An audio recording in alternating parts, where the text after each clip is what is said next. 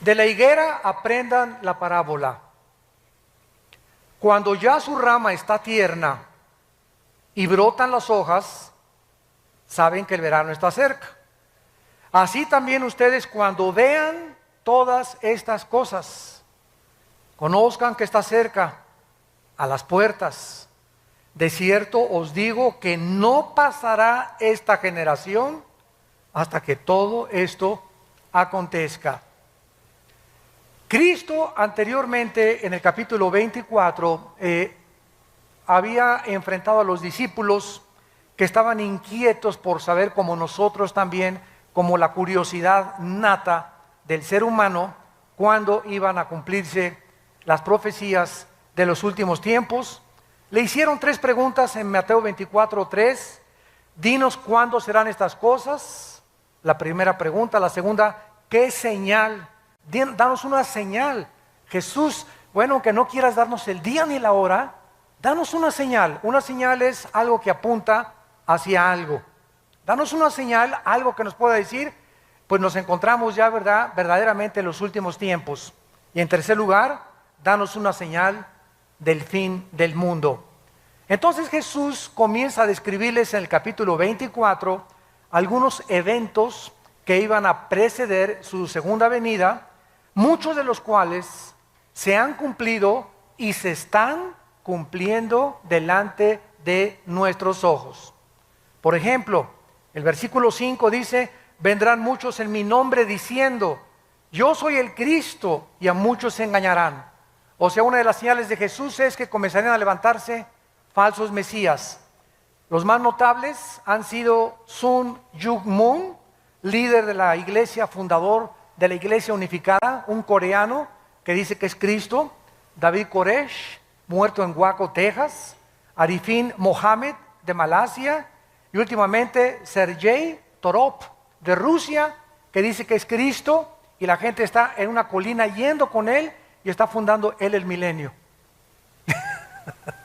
Aunque nos riamos y parezca una cosa de, bueno, ¿quién puede creer esto? Acordémonos que 85 millones de alemanes le creyeron a Hitler que él era el Mesías y que iba a establecer el tercer Reich de 1000 años.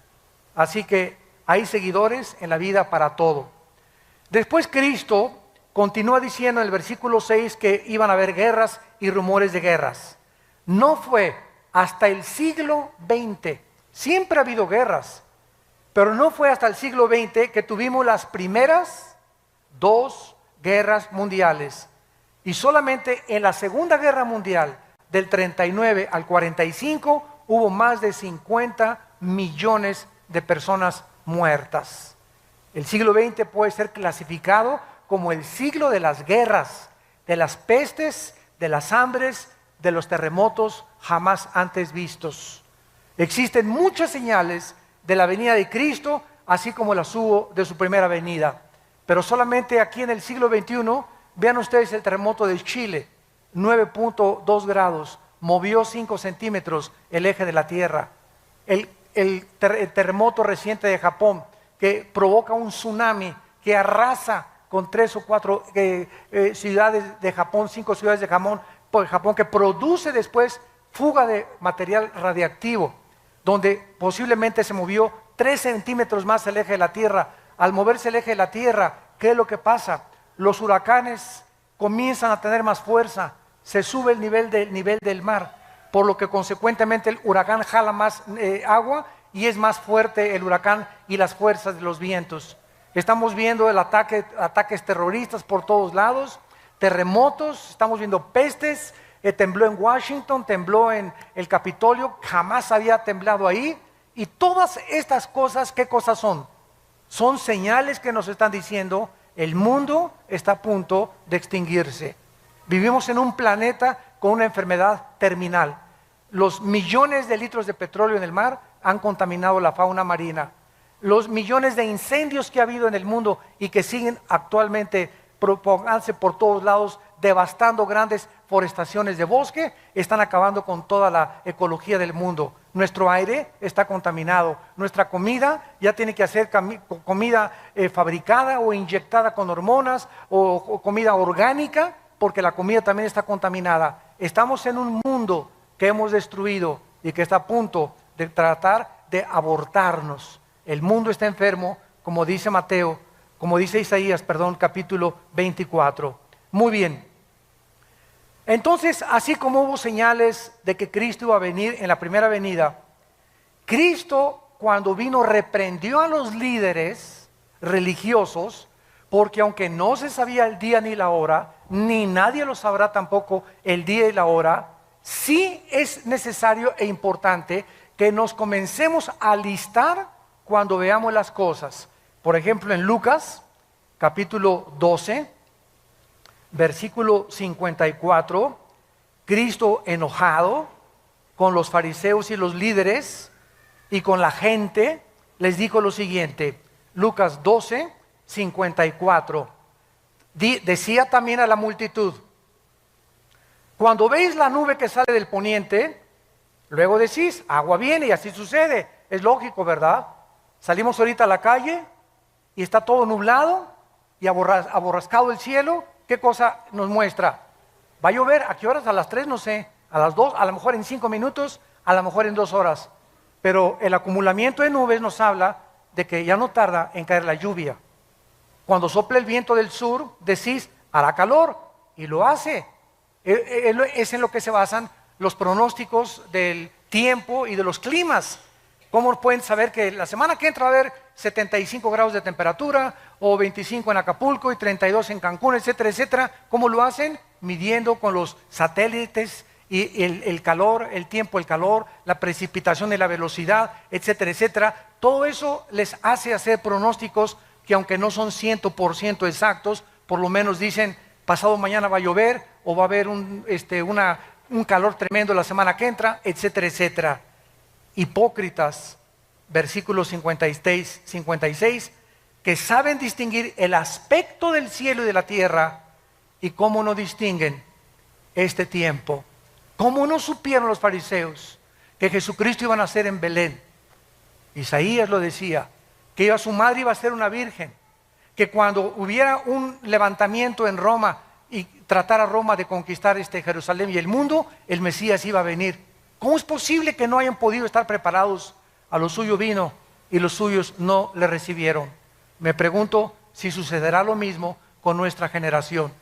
¿Estaremos tan ciegos de no darnos cuenta en qué tiempo nos estamos encontrando? Jesús comparó estos eventos en Mateo 24, 8 con dolores de parto. Dice en Mateo capítulo 24, versículo 8, todo esto será principio de dolores, que son los dolores, la palabra griega que experimenta una mujer cuando va a parir. Una mujer cuando va a parir, ¿cómo comienzan los dolores? Comienzan con contracciones cada vez más fuertes, cada vez más fuertes, cada vez más fuertes, van aumentando en intensidad y en dolor, hasta que se revienta la fuente de agua, ¿verdad? Y entonces la mujer tiene que ser internada inmediatamente en un hospital. Entonces Cristo dijo que los terremotos, los huracanes, los tsunamis, toda la descomposición ecológica iba a ir aumentando, aumentando, aumentando, como lo estamos viendo con nuestros ojos.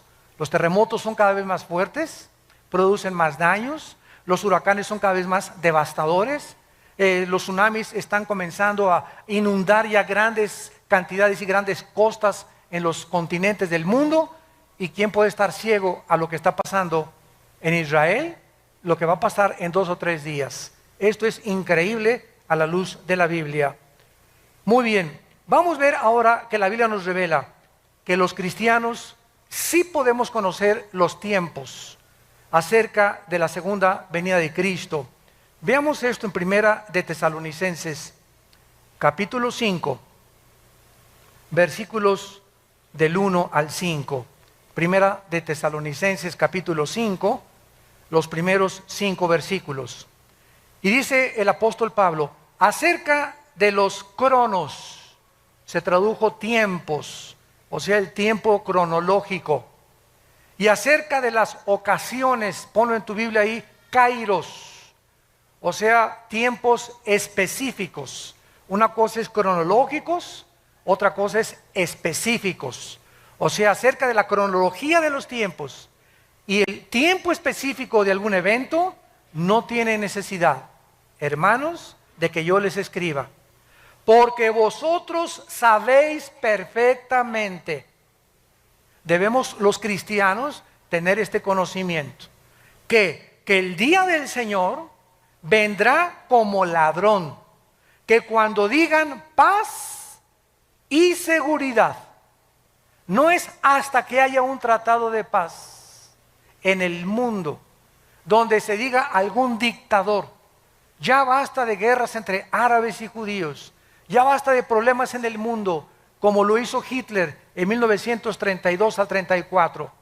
Alemania estaba azotada por el comunismo, se formó el Partido Nacional Socialista, no había trabajo, el orgullo alemán estaba hasta los suelos después de que perdieron la Primera Guerra Mundial, era una población, un grupo humillado ante el mundo, y llega una voz del Führer, de Hitler: yo saco a Alemania, comienza a darle el empleo a todos, fabrica, producen la Porsche, se produce el carro Volkswagen, que Hitler dijo: le voy a dar un premio al mejor diseñador de autos que me haga un carro para el pueblo. La palabra Volks significa pueblo en alemán, Wagen en alemán significa pueblo. Entonces Volkswagen significa el carro del pueblo.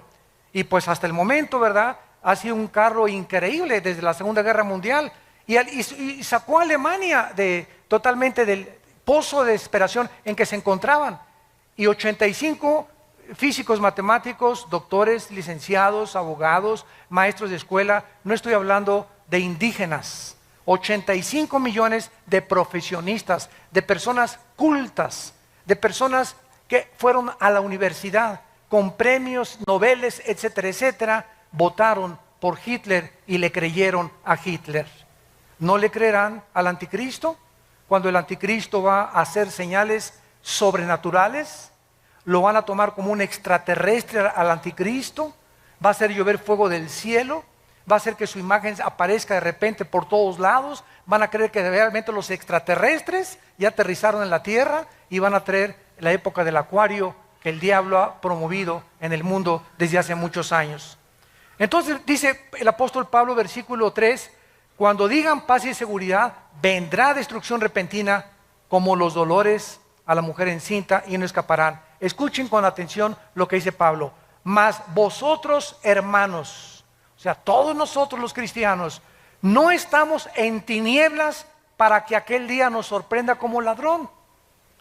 Dios no quiere que nosotros seamos sorprendidos de repente y voltees y tu esposa desapareció y tus hijos desaparecieron y millones de bebés en los hospitales recién nacidos desaparecieron y pilotos con aviones se van a estrellar en el mar porque el piloto desapareció. Choferes van a congestionar las carreteras internacionales porque desaparecieron de repente manejando. Va a haber un caos y una confusión en el mundo entero de la desaparición de millones de personas. Tú vas a ser de aquellos que vas a decir: ¿qué pasó? ¿Dónde está mi vieja? ¿Dónde está mi viejo? ¿Dónde están mis hijos? No, ¿verdad? Dios no quiere que nosotros seamos como ladrón.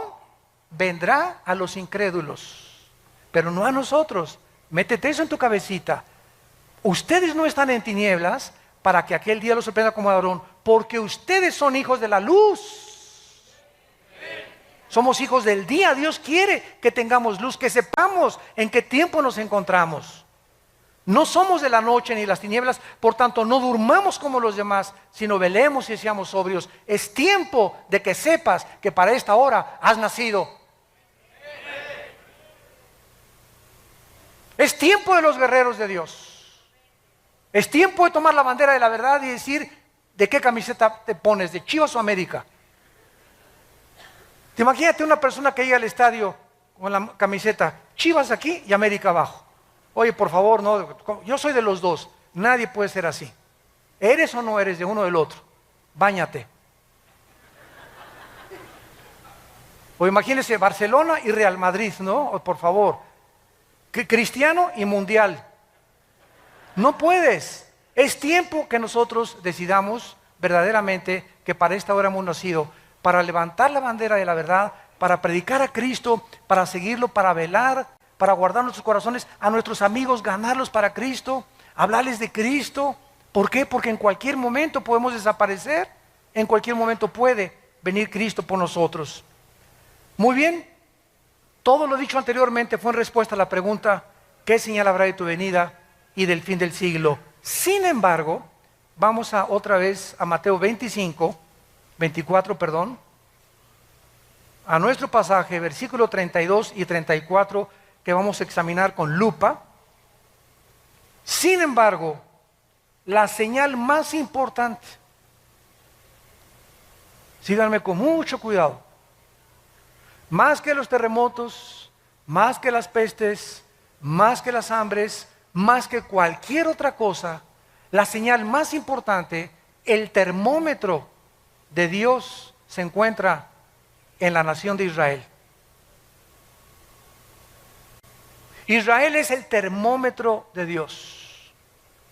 Dios escogió un puntito insignificante en el Medio Oriente, comparado con las 22 multimillonarias naciones árabes que rodean a Israel. Un puntito insignificante. Los judíos no son mejores que los mexicanos, ni que los árabes, ni que los palestinos, ni que los rusos.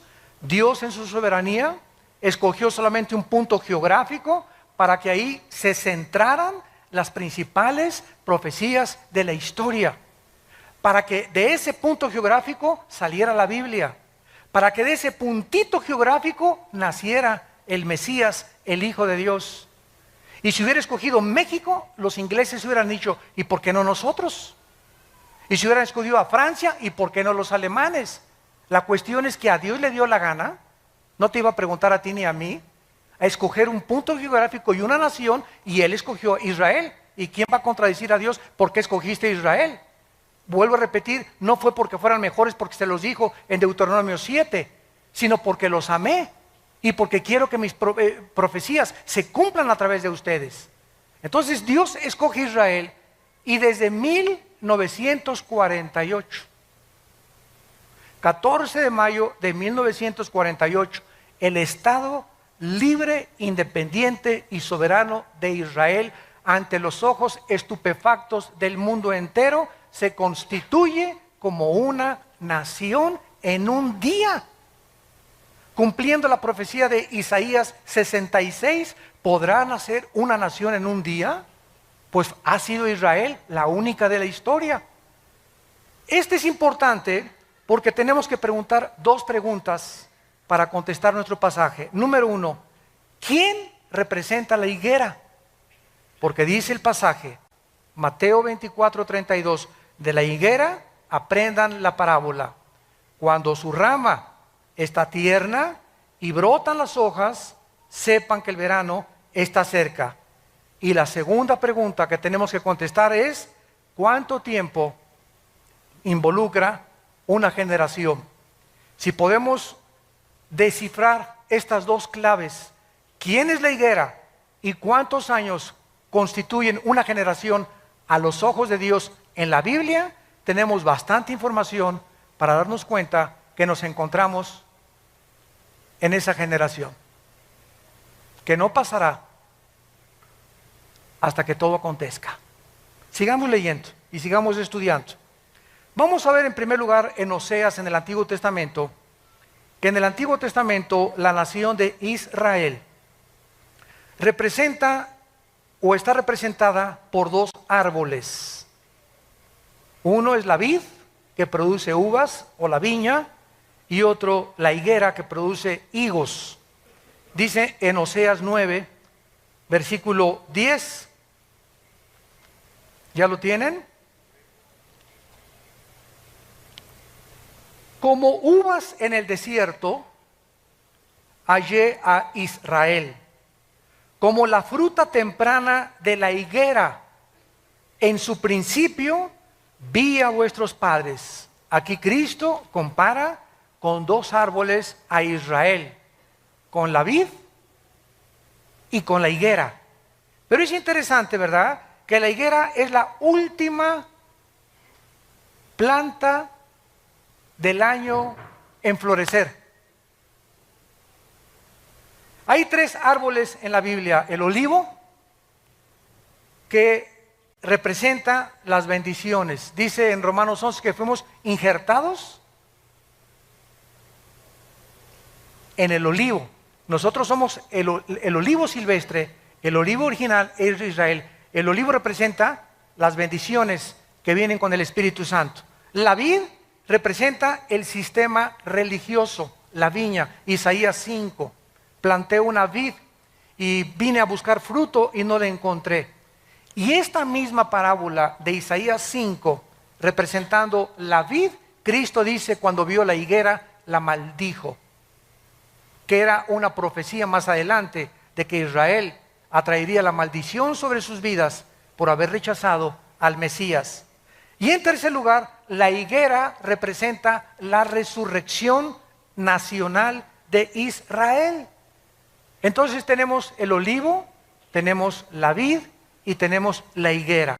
Pero cuando Cristo, de los 3 árboles, escoge la higuera para decirnos, cuando reverdezca, cuando resucite, cuando otra vez ante los ojos del mundo Israel vuelva a levantarse después de más de 2000 años de que no tenían patria, gobierno ni sistema religioso, sepan que se acerca el verano.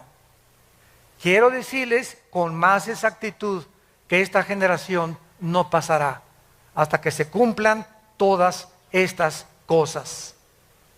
Vemos también en Lucas capítulo 13 acerca de la higuera que Cristo nos está describiendo. Dice Lucas 13, versículo del 6 al 9.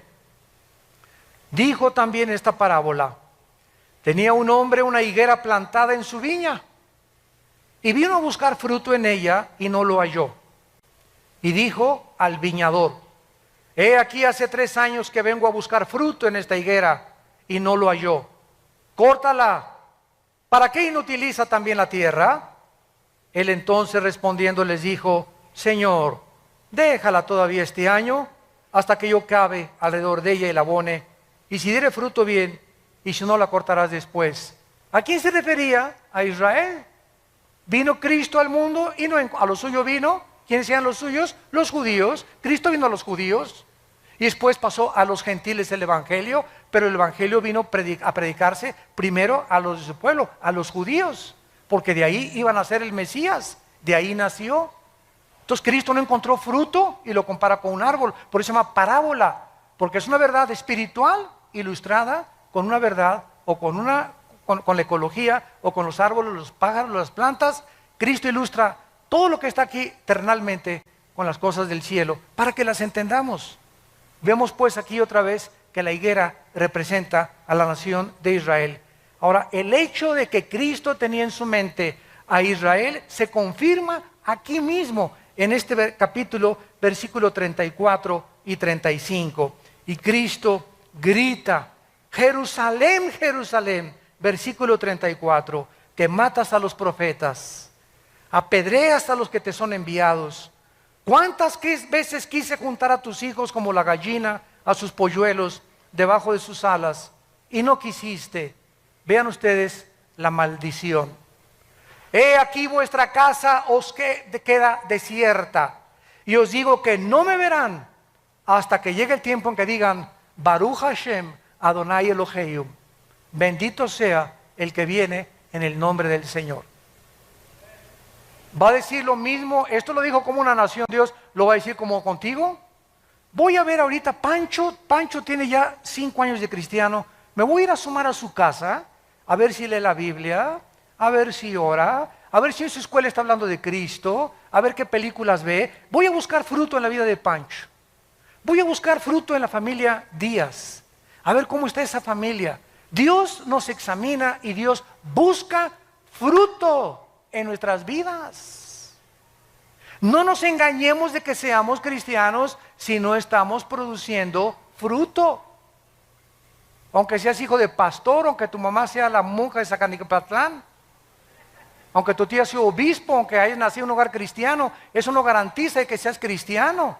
A lo mejor eres religioso, pero tú no tienes una relación con Cristo personal. Entonces Cristo viene a buscar fruto en nuestras vidas. Cuando Él venga, los cristianos que estén con fruto serán cortados y llevados con Él. Pero los que no produjeron fruto, Él lo está profetizando. Vine a buscar fruto y no lo encontré. Este es un mensaje de Israel que hizo Cristo. ¿Terminó con Israel hace 2000 años? No, dijo, me voy a esperar a ver si hay fruto. Entonces la iglesia vino a tomar todo el lugar en estos 2000 años, y ahorita no hay judío, ni gentil, ni griego, ni italiano, ni inglés. Sin embargo, la Biblia nos dice que Dios no ha terminado con Israel. Romanos 9, 10 y 11. No ha terminado con Israel. Una cosa es la salvación individual, otra cosa son las profecías nacionales. Israel se va a convertir en el trono de Dios. La nueva Jerusalén va a descender sobre la tierra de Israel. Ahí va a estar los cuarteles generales del universo. Dios habita ahorita en el tercer cielo. La Biblia dice que Dios va a dejar el tercer cielo. El Padre, estoy hablando, no el Hijo. El Padre va a dejar el tercer cielo y va a bajar a la tierra, en Israel, en Jerusalén, a poner su trono. ¡Qué maravilloso! Va a cambiar su trono de arriba a estar aquí con nosotros. El Dios y Padre del universo. Y nosotros a su alrededor reinando con los siglos por Él. Vemos pues entonces claramente, ¿verdad?, acerca de esto. Ahora dice el capítulo 21 de Mateo, versículos 18 y 19, Mateo 21, 18 y 19, la maldición de la higuera. Por la mañana, volviendo a la ciudad, tuvo hambre, y viendo una higuera, está hablando de Jesús, cerca del camino, vino a ella. Y no halló nada, sino hojas solamente. Y le dijo, nunca jamás nazca de ti fruto. Y luego se secó la higuera. Viendo los discípulos que se han maravillado, ¿cómo es que se secó enseguida la higuera? Bajo el Nuevo Testamento, para que entendamos este pasaje, los judíos tenían que presentarse 3 veces al año delante del Señor en la ciudad de Jerusalén.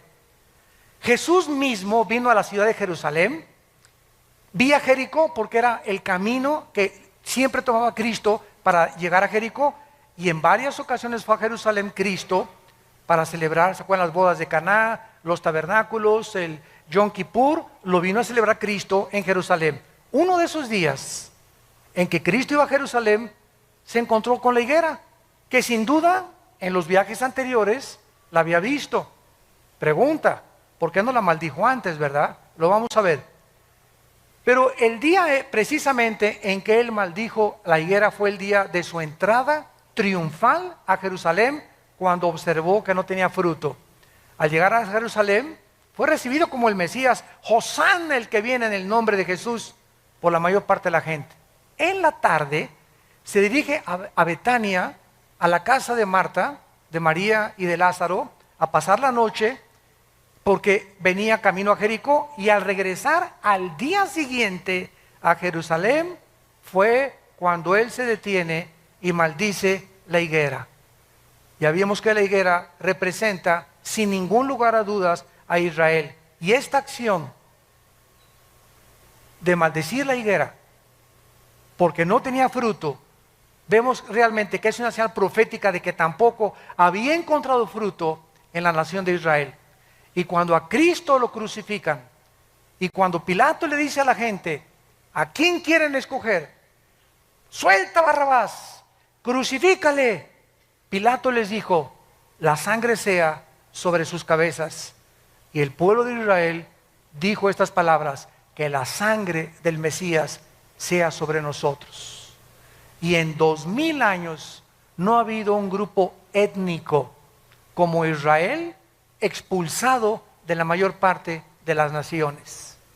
Simplemente el holocausto en 1943, 44, 45 de Hitler, donde más de 6 millones de judíos fueron matados de hambre y en las cámaras de los gases, como los han odiado, como ahorita estamos en el siglo XXI y el mundo los odia, los árabes no los quieren aceptar. Ahorita hay 120 naciones, de las 200 naciones que tenemos en el globo terráqueo, 120 están votando contra el Estado de Israel. La única nación que lo ha defendido ha sido Estados Unidos. ¿Por qué Estados Unidos desde la Segunda Guerra Mundial? Señores sociólogos, historiadores, comunistas y ateos que nos visitan y que nos ven por la televisión, pregúntate por qué Estados Unidos ha sido bendecido. ¿Por qué le tienes tanta envidia a Estados Unidos? El mejor país vestido, donde mejores empleos ha habido, donde a la gente se le reconoce lo que sabe, con el mejor ejército, el mejor sistema político que hay ahorita en el mundo, donde más o menos hay justicia mejor que en otros países. Ha detenido el comunismo, el fascismo, el nazismo. Si no fuera por Estados Unidos, aunque ahorita está hundiéndose, todo el mundo quiere Estados Unidos. Nadie se quiere ir a Rusia, nadie se quiere ir a la China, a México menos ahorita. ¿Por qué Estados Unidos es la nación del sueño americano? Hasta hace algunos años, porque ya no es igual, ya se acabó todo eso, porque ya los últimos presidentes han apostatado y han entregado a Estados Unidos en manos de los árabes y han traicionado a Israel desde el presidente Clinton. ¿Por qué? Porque los árabes tienen el 65% de la producción petrolera del mundo entero. Y ahorita el presidente Obama, si no se alinea con las naciones árabes, le cortan el petróleo a Estados Unidos, y Estados Unidos consume el 50% del petróleo de toda la producción del mundo entero. Después de Estados Unidos sigue China, Japón y Alemania. Pero Estados Unidos consume la mitad del petróleo que se produce en el mundo. Así que por eso hundirían totalmente sin petróleo igual a Europa si los árabes no acceden, Occidente, a que el Estado palestino sea reconocido, quitarles Jerusalén y que puedan los judíos devolver los territorios que ganaron en la guerra. Todo está exactamente como la Biblia lo dice. Es Zacarías 12, 2 y 3, Zacarías 14, del 3 al 4, Mateo 24, Mateo 25, Apocalipsis, Daniel, todo dice que cuando Jerusalén la rodearan los ejércitos, ante nuestros ojos está sucediendo pasado mañana. Ya se queda sola Jerusalén. ¿Qué va a pasar? Tal vez una guerra nuclear. La Biblia profetiza que Siria, Apocalipsis 17, va a desaparecer. Tal vez Israel conteste con armas nucleares a Siria y borre del mapa a Siria, y el anticristo salga de la región de Siria o Irak, y después de esta devastación se den cuenta, bueno, que nos estamos matando, surja como Hitler el anticristo y traiga la paz. Y cuando digan paz y seguridad, nos pintamos.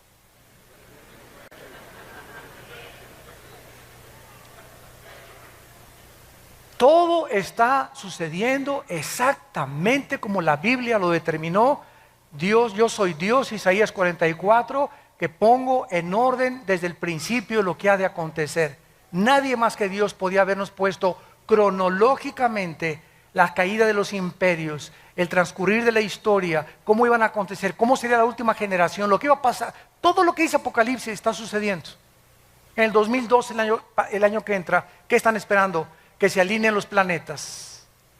Que el satélite Alien, ahorita que dicen que es un planeta, cuando se alineó con el Sol, tembló en Chile. Cuando se alineó con el Sol, este planeta, tembló en Japón. Ahora esperan que en el 2012 se alinee otra vez con el Sol y tal vez vengan ahora sí radiaciones solares, ya no hay ozono que nos proteja y comienza el mundo a ser convulsionado, comienzan los tsunamis a inundar Hawái, Acapulco, Cancún, las costas, la costa mediterránea, Francia, etcétera, etcétera, desfalleciendo los hombres por las cosas que sucederán, confundida la gente por el bramido de las olas y del mar, por los terremotos, y toda la gente buscando una luz, y nosotros somos en esta generación la luz. ¿Estás tú brillando en tu casa, en tu familia? ¿Estás tú brillando en tu trabajo con tus amigos? ¿O sigues con el triunfo del amor? ¿Sigues viendo a Lady Gaga? ¿Por eso estás tan enchamucado como estás? ¿En qué mundo? Es que es el tiempo de nosotros. Hay un solo versículo en el Nuevo Testamento de David. Un solo versículo de David en Hechos. ¿Saben lo que dice la Biblia de David?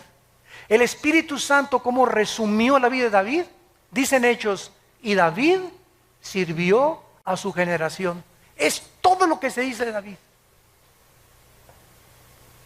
Ahorita es la generación de nosotros. Desde que tú naciste es tu generación. ¿Qué estás haciendo por tu generación? Los años así pasan. Y no te has decidido todavía a hablar de Jesús, a entregar tus bienes a Jesús, a seguir a Jesucristo, a hablar de Cristo, a santificar tu vida, a limpiar tu vida sexualmente. Esta maldición la hizo Cristo saliendo de la casa de Marta y de Lázaro y yendo más adelante.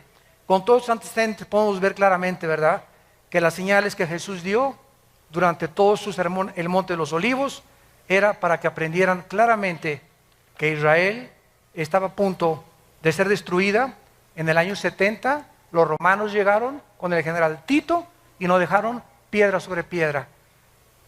Cuando Cristo vivió, ¿saben cuál era el objeto de los fariseos? Construir edificios y templos.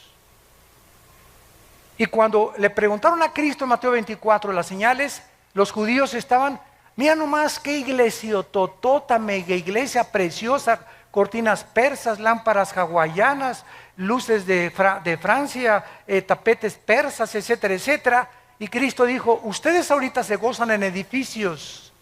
Yo les diré que no quedará piedra sobre piedra.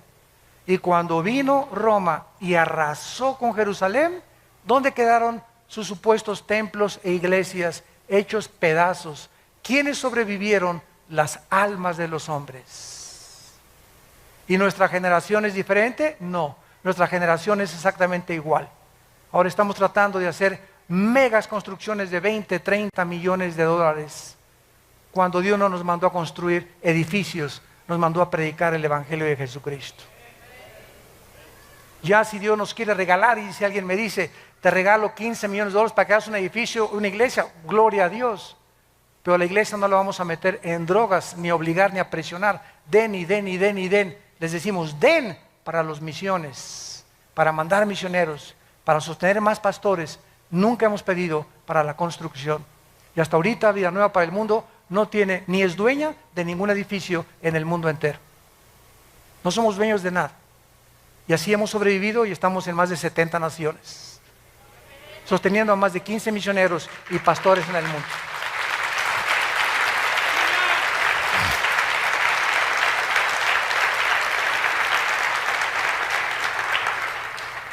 Los judíos pues fueron dispersados a los 4 confines de la tierra, quedaron por tierra cerca de más de 2000 años. Además la maldición se aplicó a la tierra, porque cuando regresaron en el 48 los judíos, era un desierto Israel, era un desierto. Los palestinos dicen que era tierra de ellos. Esto es la mentira más grande del mundo.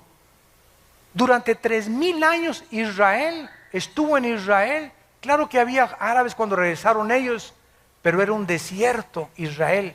No había un solo árbol, porque la maldición cayó sobre la nación y sobre la tierra. ¿Se acuerdan del Antiguo Testamento? El pecado hacía que Dios detuviera las lluvias y maldijera la tierra. Isaías 24, del 3 al 4, porque faltaste a mis mandamientos, la maldición te alcanzó. Entonces Israel, en 4 años, del 48 al 52, planta 6 millones de árboles, para que se cumpla Amós 9, del 12 al 3. Los plantaré sobre su tierra, plantarán viñas y verán el fruto de ellas. Esto es además no solamente contra la tierra, porque hasta el siglo XX los judíos regresan a su tierra en 1948, y del 48 a nuestros días comienza a llover en Israel. Comenzaron las lluvias de 1948 a nuestros días. De esta manera, después de tantos siglos, tanto como se profetizó, Israel se convierte en el 48 Entonces ahora podemos saber que el año 48 es el patrón con el cual podemos medir una generación. Ahora, ¿cuánto es una generación? ¿50 años? ¿60? ¿70? ¿U 80 años? Vamos a meternos a ver ahora algo más acerca del florecimiento de Israel. Muy bien. Esta profecía que acabamos de leer, cuando la higuera reverdezca, no pasará una generación, nos vuelve a decir que cuando Israel floreciera, cuando resucitara Israel, comenzáramos a contar los últimos días, desde 1948, y saber que la segunda venida del Señor está cerca. En 1948, el reloj profético de Dios comenzó, tic, tic, tic, tic, tic, tic, la cuenta regresiva. Ahorita me llegan correos donde me dicen, faltan 6 horas para el 20 de septiembre para que se determine el Estado palestino. Faltan 5 horas con 40 minutos desde que se dictaminó que pasado mañana las Naciones Unidas van a tratar de sacar a los judíos de los territorios ocupados. Comenzó el reloj profético de los judíos acerca de lo que va a suceder. Pero el reloj profético de nosotros comenzó en 1948, el 14 de mayo. Tic, tic, tic, tic. Se había apagado durante 2000 años el reloj de Dios. En cuanto Israel regresa, no podía nadie profetizar que nos encontrábamos en los últimos tiempos. No es hasta que la nación nace y reverdece y resucita nacionalmente, no espiritualmente, porque espiritualmente será hasta la segunda venida de Cristo. Romanos 11, 25 y 26. Todo Israel será salvo cuando Él regrese físicamente, pero nacionalmente resucita en el 48. Ahora es interesante, Lucas 21, qué linda es la Biblia. Lucas 21, esto es increíble. Lucas 21, vean qué cosa más maravillosa. ¿A quién le gusta estudiar la Biblia? Más les vale. Lucas 21, 29 al 32. Vean esto. Lucas 21, 29 al 32. También les dijo una parábola. Vean ustedes cómo comparando los evangelios, la Biblia es la suma de tu palabra es verdad, comparando versículo con versículo, texto con texto, podemos trazar una doctrina sana. También les digo una parábola, mirad la higuera y el Mateo no dijo eso, ¿verdad? El Mateo dijo cuando veáis la higuera que reverdezca, ¿se acuerdan? Pero no agregó y todos los árboles.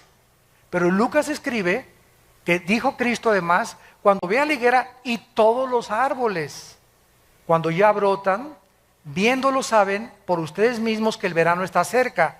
Así también ustedes cuando sucedan estas cosas, saber que el reino está cerca. De cierto les digo, no pasará esta generación hasta que todo esto acontezca. No podemos dejar de notar, ni de estudiar en la declaración de estas profecías que Jesús menciona también, juntamente con el renacimiento de Israel, que los árboles. Tenemos ya otra pieza del rompecabezas. Los árboles, tenemos que saber qué significan o representan los árboles, porque lo que no dice Mateo, lo dice Lucas. En la misma Biblia vamos a encontrar esta interpretación. Si Israel representa la higuera, entonces debemos esperar que los árboles representen naciones. ¿No es verdad? Veamos esta verdad. Jueces, capítulo 9 en el Antiguo Testamento. Libro de Jueces. Está después de Josué para que no andes por Apocalipsis. Dice en Jueces 9, versículo 7 en adelante. Aquí encontramos a Jotam, un hijo de Gedeón. Y este muchacho habían matado a todos sus hermanos. Y entonces se dirige a una banda de terroristas que se llamaban los de Siquem. 70 hermanos o hijos de Gedeón habían asesinado. porque todos querían ocupar el trono, era la lucha por el poder, y Abimelech quería sentarse en el trono. Entonces, este muchacho les cuenta una historia, una parábola, y vean ustedes qué usa para representar los gobiernos o las naciones. Dice el versículo 7, cuando le dijeron a Jotam, se puso en el monte de Gerizim, alzando su voz, clamó y les dijo: óigame, varones, y así fue oída, así os oiga Dios. Fueron una vez los árboles a elegir rey, y dijeron al olivo: reina sobre nosotros. Aquí se usa a los árboles como personas para nombrar a un rey, y el olivo representa un árbol que querían poner como un gobernante. El olivo dijo: no puedo dejarme aceite. Versículo 10, le dijeron a la higuera: anda, tú reina sobre nosotros. La higuera respondió: he de dejar mi dulzura y mi buen fruto para ir a ser grande sobre los árboles. Versículo 12, y los fueron con la vid: reina con nosotros. Total que fueron con 3 árboles: la higuera, la vid y el olivo. Los 3 árboles que representan a la nación de Israel. Vemos pues que los árboles representan en Daniel 4 también. Nabucodonosor se le compara con un árbol que va a crecer y que es cortado y que no va a dejar de dar fruto. Con estos ejemplos podemos ver algo extraordinario a la luz de la historia que nos puede ya comprobar realmente qué significan los árboles. Una vez que vemos que los árboles representan personas, gobernantes o naciones, ¿a qué naciones? Si los árboles se representan naciones, ¿a qué naciones se refería Jesús que iban a reverdecer juntamente con Israel? Qué asombroso es esto. Las naciones cercanas a Israel iban a florecer cuando Israel floreciera. De manera asombrosa descubrimos que las naciones que tienen su frontera con Israel se independizaron exactamente dentro de los 5 años del renacimiento de Israel. El Líbano, Jordania, Siria y Egipto obtuvieron su independencia entre 1943 y el 52.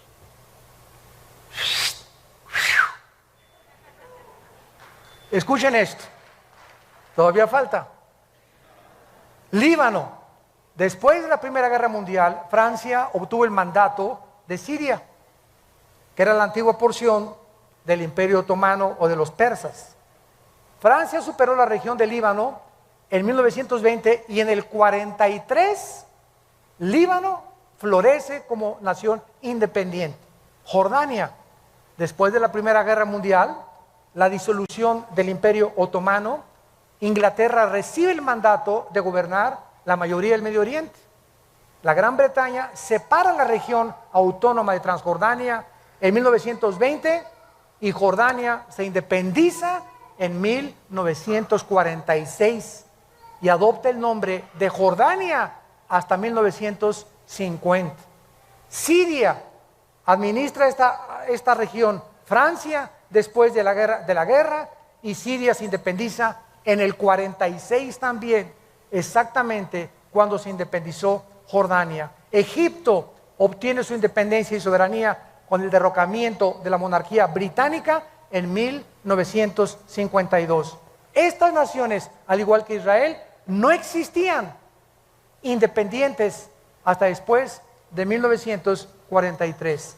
Y esto fue simplemente eran parte del Imperio Otomano, parte del Imperio Británico o colonias de Francia. Su nacimiento alrededor de Israel en el 48 nos muestra de manera asombrosa que eran las naciones a las cuales Cristo profetizó, que no es coincidencia que en ese tiempo de 5 años se independizaron todas las naciones que tienen su frontera con Israel.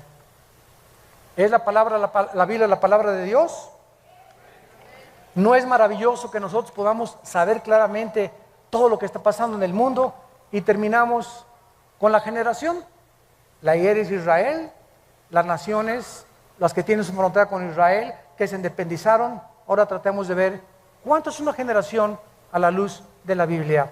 La palabra generación, dor, en el hebreo, se tradujo al griego genea, de donde viene la palabra genealogía, de donde viene la palabra genes. Nuestros genes también vienen de ahí.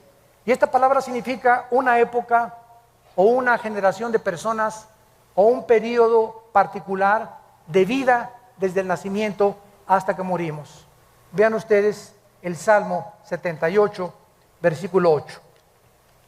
Salmo 78, versículo 8. Y no sean como sus padres, generación contumaz y rebelde, generación que no dispuso su corazón, ni fue fiel para con Dios su espíritu. Israel nació el 80% de la gente de Egipto cuando tenían 40 años. Más 40 en el desierto. 80 años. Muy bien. ¿Son 80 años una generación realmente? Bueno, vamos a ver que si representa a un grupo de gente que nace y muere dentro del mismo periodo de tiempo, se le llama una generación. Salmo 90, versículo 10, nos saca de dudas.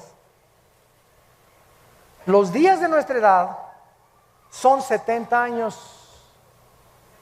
En los más robustos, los que no comen papitas ni Coca-Cola, y van a llegar a los 80 años con toda su fortaleza, es molestia y trabajo.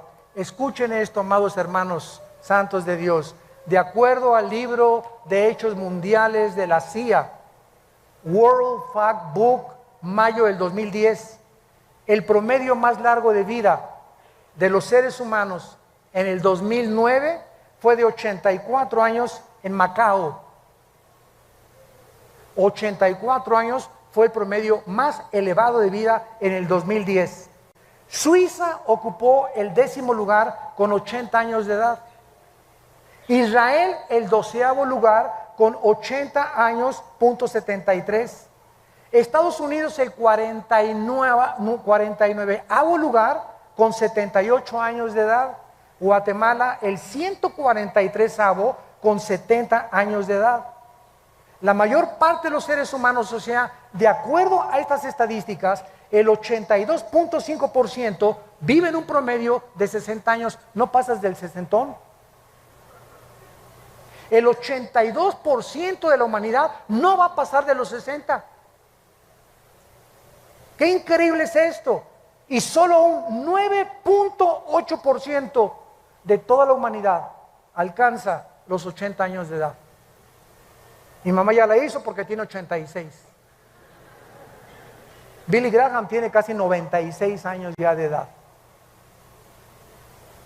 Mateo nos provee la clave claramente, ¿verdad? De lo que vive una persona exactamente son 80 años de acuerdo a la Biblia, en los más robustos. Ahora, 1948 más 80, 2028. ¿Ok? Si es que sé algo de sumar. Si el 2028 más o menos, sin que sepamos el día y la hora, fuera la segunda venida de Cristo, tendríamos que restarle 7 años de la tribulación, ¿no? ¿Cuánto nos da? 2021. O sea, estamos en el 2011. ¿Cuántos años nos quedan?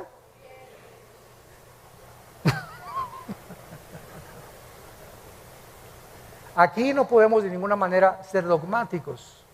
Y eso no contradice lo que Jesús dijo: el día y la hora nadie la sabrá, pero sí los tiempos. Yo no sé si será el rapto en el 2002 o en el 15. Yo siempre he dicho que no pasábamos del 15, según cálculos, y que nos libre Dios de poner una fecha, porque seríamos falsos profetas. Pero los tiempos aproximados son posiblemente antes del 2028. Si la generación de los 80 años se cumple de acuerdo a la Biblia. Pues en el 20, en el 19, en el 16, en el 23, por favor no digan, el hermano Aldisen dijo. Me meten en problemas. Que quede bien claro lo que estamos diciendo.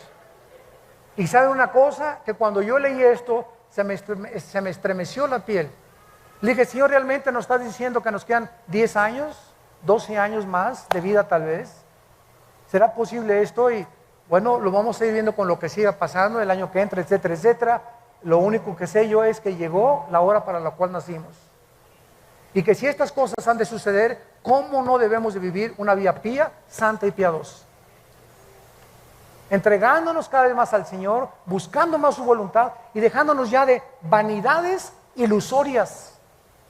Y entendamos para qué nacimos.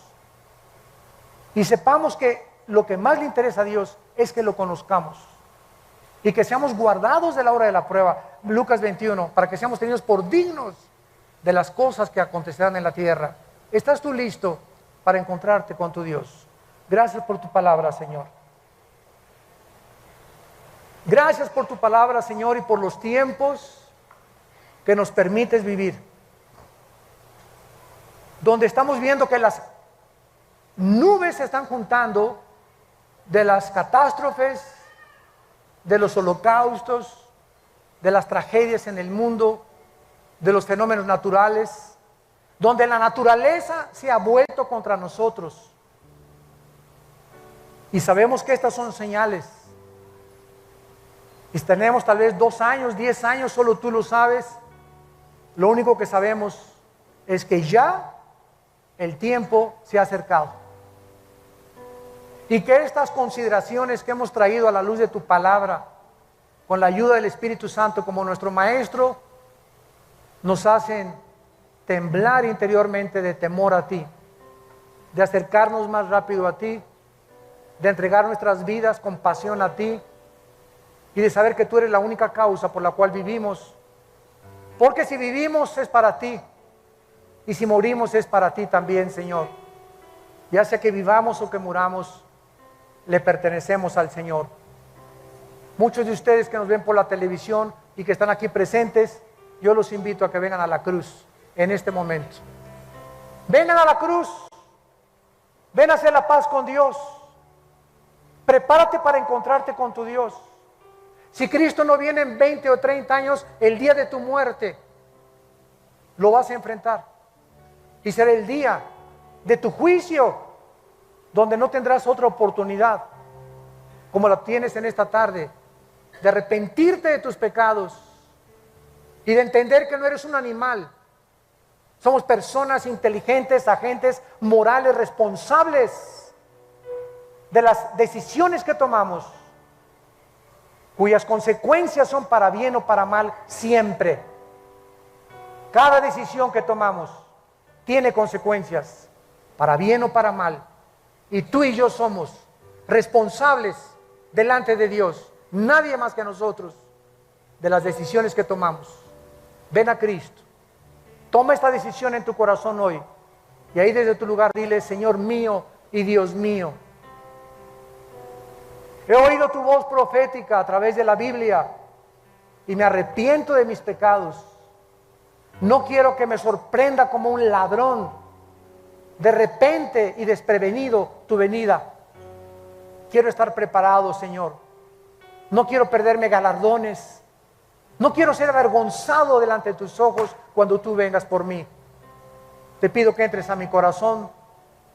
Te recibo porque creo que en la cruz pagaste con tu sangre por mis pecados, que a los 3 días resucitaste de los muertos y que vienes pronto por mi vida para reinar contigo eternamente.